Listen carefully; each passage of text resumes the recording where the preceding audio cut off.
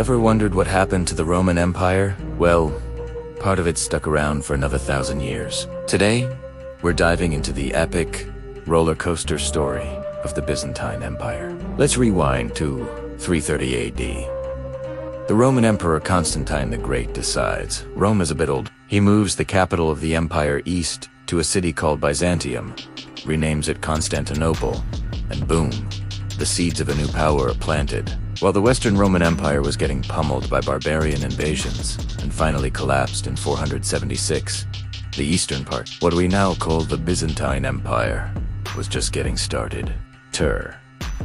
Secret, a killer location. Constantinople sat at the crossroads of Europe and Asia, controlling vital trade routes.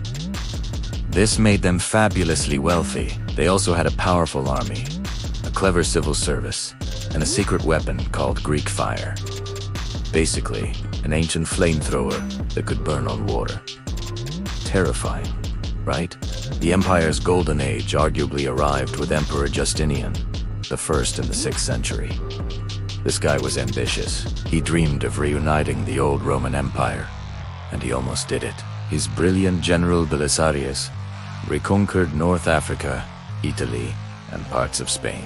Justinian also gave us the Justinian Code, a massive legal compilation that became the basis for many modern legal systems. And, of course, he built the Hagia Sophia, a church so magnificent it was the largest cathedral in the world for nearly 1,000 years.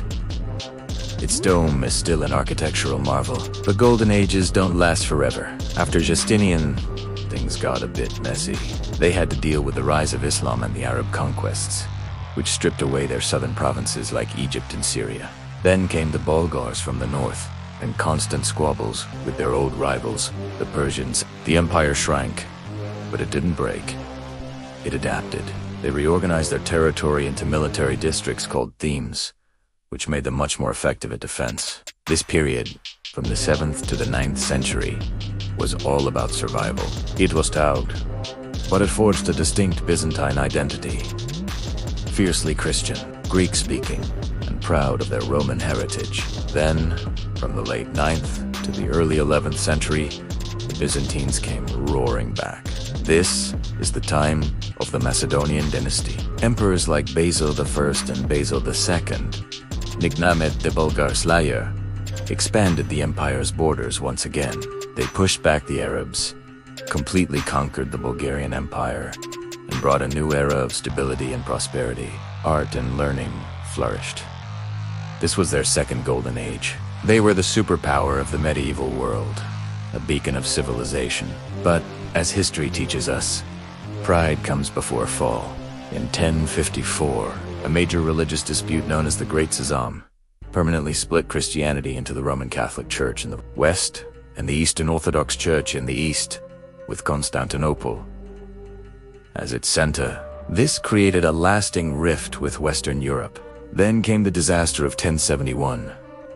At the Battle of the Byzantine army was crushed by the Seljuk Turks.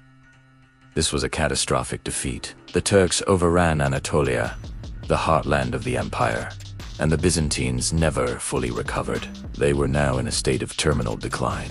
Seeing their weakness, the emperors called to the west for help, kicking off the Crusades. At first, this seemed like a good idea. The First Crusade helped them get some land back, but the relationship between the Byzantines and the Western Crusaders was always tense. The Crusaders thought the Byzantines were sneaky and untrustworthy, and the Byzantines saw the Crusaders as uncultured, greedy barbarians. This tension exploded in 1204 during the Fourth Crusade. In one of the most shocking betrayals in history, the Western Knights, instead of fighting the Muslims, turned their armies on Constantinople. They sacked the city, stole its priceless treasures, and desecrated its churches. The capital of Orthodox Christendom was looted by fellow Christians. The empire was shattered. A Latin empire was set up in Constantinople, and various Byzantine successor states popped up in exile. The Byzantines did manage to recapture their capital in 1261, but it was a hollow victory. The empire was a shadow of its former self, broken, impoverished, and surrounded by enemies. The final act was long and painful. The rising power in the region was now the Ottoman Turks. For over a century, the Ottomans slowly choked the life out of the remaining Byzantine territories. By the 1450s, the empire was little more than the city of Constantinople itself and a few small scraps of land. The end came in 1453. The Ottoman Sultan, Mehmed II, known as the Conqueror, laid siege to Constantinople with a massive army and giant cannons that could smash through the city's legendary walls. The last Byzantine emperor, Constantine XI, fought bravely to the very end, dying in the final assault on May 29, 1453.